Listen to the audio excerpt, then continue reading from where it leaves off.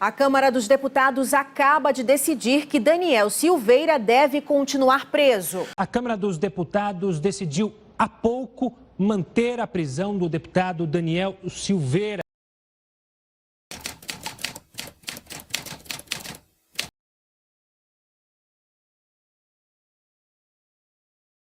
Bom dia, boa tarde ou boa noite. Nós vamos colocar o placar que foi ontem na Câmara e o link para que meu amigo, minha amiga, veja o seu deputado se correspondeu à sua vontade. Não farei comentários políticos nesse vídeo, apenas técnicos. Em relação ao deputado Daniel Silveira, quais são os próximos passos? Ele deve responder um conselho de ética na Câmara e no PSL, o seu partido. Em relação à situação da prisão. A prisão em flagrante, ela, para continuar, precisa ser convertida em prisão preventiva. Ou relaxada se houver ilegalidade e o próprio magistrado não considerou isso na audiência de custódia. E também pode ser concedida a liberdade provisória. O que é isso, coronel? Ele, com algumas medidas restritivas, pode ficar livre. Ele tem condições disso? Sim. Os requisitos são primariedade, ele é primário, domicílio certo ele possui e profissão lícita ele possui. Mas ele vai ser concedida a liberdade provisória? Não sei. Hoje está fácil de ser operador do direito. É só dizer o que a gente não sabe. Não sabe o que o magistrado vai decidir. O juiz de primeiro grau a gente até consegue, mas do Supremo não temos ideia de qual será a decisão. Bom, sobre Daniel Silveira eu já falei, agora eu quero entrar por quê? A pergunta que eu fiz na descrição do vídeo. Nós vivemos numa democracia ou numa supremocracia? Eu estou lendo aqui, terminei de ler um livro que eu ganhei do meu filho, chama-se A Batalha dos Poderes, de Oscar Vieira. E ele explica por que chegou a esse ponto. Isso não foi do dia para a noite, nada é rápido. As coisas vão crescendo, como a criminalidade, etc. Vai aumentando, tá? Vamos tentar explicar. Em 1988, a Assembleia Geral Constituinte, sob a batuta de Bernardo Cabral, o senador Bernardo Cabral, teve ampla discussão e construiu uma Constituição social-democrata. Por quê? Muito extensa. Constituições liberais são menores, não tem tanta coisa escrita. E com muito detalhamento e com transferência de poder, tanto do legislativo quanto do executivo, para o judiciário. O ser humano com poder e excesso é sempre muito perigoso.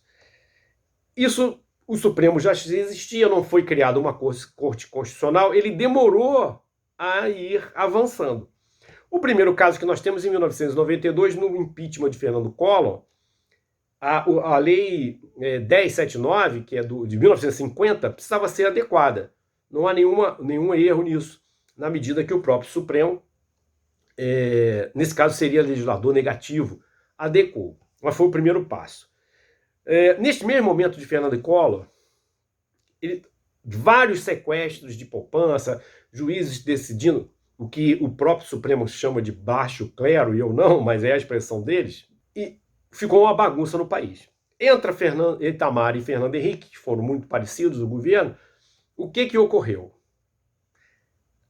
A proposta da emenda constitucional 45, que criou a súmula vinculante, dando mais autoridade ao Supremo, cerceando, segurando os magistrados de grau inferior, de um modo geral. O que isso ocorreu? As decisões que eram do colegiado passaram a ser monocráticas. Mas, coronel, o senhor tem números disso? Sim. O autor diz nesse livro aqui que 0,5% das decisões são tomadas pelo plenário, ou seja, pelos 11 ministros.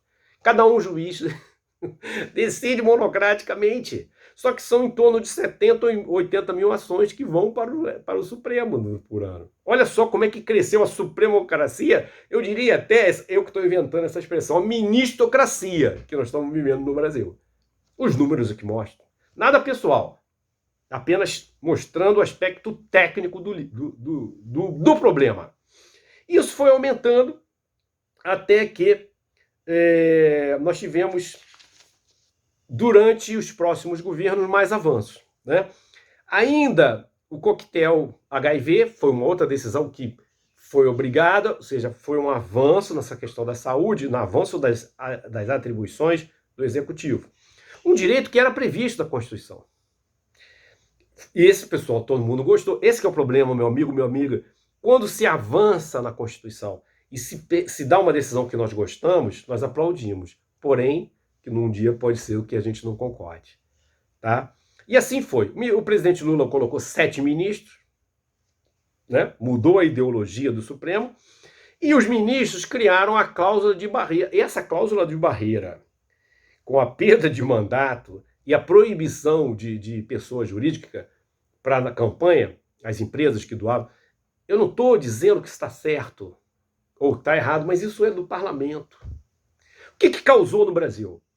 A instituição de 33 partidos. Nós temos hoje 33 partidos, o que dificulta para qualquer presidente governar. Isso foi criado pelo Supremo. Olha o Supremo avançando, saindo da sua condição de referência do Legislativo e avançando. Na Dilma, por exemplo, o Supremo avançou mais ainda. Relação união homoafetiva, proibida pelo artigo 226 da Constituição. Nada contra os homossexuais. Estou colocando os avanços. Os avanços nas atribuições que não lhe competem originalmente. Liberdade de expressão, com a marcha da maconha, liberdade de expressões relativizada, né? Só não pode falar do ministro.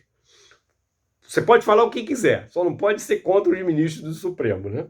Mas a marcha da maconha, o aborto de feto anencéfalo, biografia não autorizada, olha só como ele vai tomando uma postura protagonista, restringindo os demais poderes, só que os outros poderes são eleitos. Aí, a minha resposta, nós estamos vivendo numa democracia ou numa supremocracia? O autor é muito claro, supremocracia. Continuemos. Bom, depois nós tivemos a prisão do ministro, do senador Delcídio de Amaral, entrando na competência, mais ou menos o que aconteceu recentemente com o deputado, e o parlamento foi aceitando, até que mandaram afastar Eduardo Cunha, a Câmara aceitou. Quando mandaram afastar Renan Calheiros, ele não aceitou. Não obedeceu. E aí eles recuaram. Entenderam? É esse que meu amigo tem que entender, independente da sua ideologia, esse avanço da supremocracia. E assim foi. Nós vamos encerrando por aqui esse vídeo, dizendo o seguinte: a partir de hoje, toda semana nós vamos colocar um assunto sobre as decisões. O que uma autoridade dessa, um ministro, diz hoje, daqui a um ano ele muda. Para mostrar que nós não estamos na supremocracia nem na democracia. Nós vivemos na ministocracia. Um forte abraço, fiquem com Deus.